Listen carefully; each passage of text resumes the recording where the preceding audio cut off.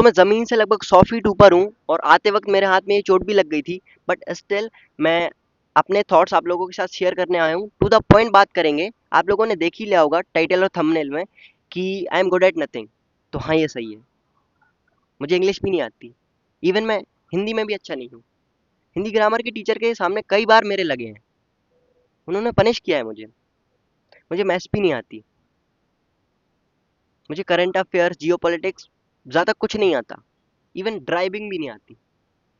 But still मैं खुश हूँ। क्यों?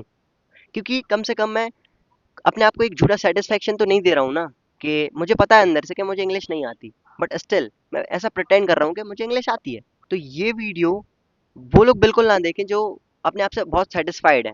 ये वीडियो उन लोगों के लिए है जो अपने आप को डम समझते हैं, मेरी तरह। क्योंकि अगर आप अपने आप को डम समझते हैं ना, तो आपके ग्रो होने के चांसेस 10 गुना बढ़ जाते हैं। अब आप लोग बताइए, जब आप लोगों को पता होगा कि मुझे बिल्कुल इंग्लिश नहीं आती, तो क्या आप जीरो से शुरू नहीं करोगे? क्या आप 30 के जगह 300 लेक्चर नहीं देख डालोगे? जब आपको पता होगा कि आई हैव नो मसल्स, तो आप 10 की जगह 100 रैप नहीं मारोगे। और आप तब तक मारोगे जब तक आपके मसल्स अपने आप विजिबल ना हो जाए, लोग खुद से आकर ना आप बोलने लगे आप लोगों को।